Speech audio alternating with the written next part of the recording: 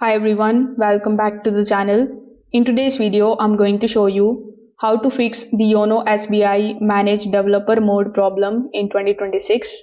Now, if Yono SBI is not opening, showing any developer mode warning or blocking the logins, these are some of the easy fixes that you can try in order to solve this problem.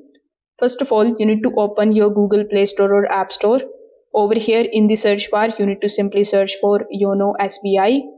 When you are able to find its application, if it is already installed on your device, if you see the update button written here, simply tap on the update and you need to first of all update your Yono application to the latest version.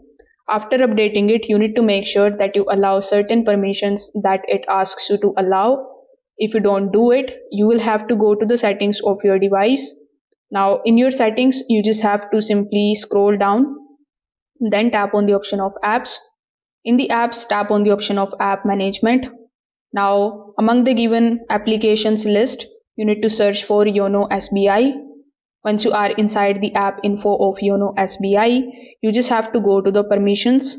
Over here, as you can see, it is saying that no permissions is allowed, which is should not be done because it is a banking application. So you need to allow all of the permissions that are available here, including camera, contacts, location, microphone, notifications as well. After doing this particular step, you need to just simply come back and come here on the home page of your settings. On the home page, use the search bar and you need to simply search for the developer mode. So when you are able to find the developer mode, you need to simply turn the developer option off. Now, if you are not able to find it this way, you can just simply go to the system and update. In the system app and update, you are going to find the developer option. So you can just simply select that and turn it off. So if this video helped you out, make sure that you like this video and subscribe to the channel. Thanks for watching.